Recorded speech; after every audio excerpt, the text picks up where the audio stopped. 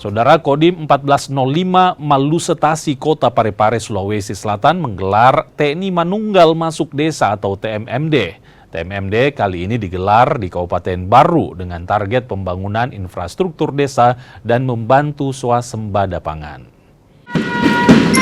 TNI Manunggal Masuk Desa atau TMMD kembali digelar. Kali ini Kodim 1405 Malusetasi yang menggelar TMMD di Kabupaten Baru, Sulawesi Selatan. TMMD kali ini menggandeng pemerintah daerah, Polri hingga Bulog untuk menggelar sejumlah bakti sosial.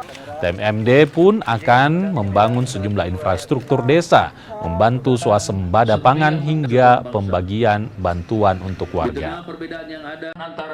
Bagaimana efisiensi, dan kami melihat TMMD ini jawaban daripada efisiensi penghematan ini. Ya. Bagaimana memanfaatkan sumber daya yang ada, ya, sumber daya masyarakat, sumber daya alam, sehingga alhamdulillah kan lebih mengurangi biaya lagi dengan capaian fisik dan upaya.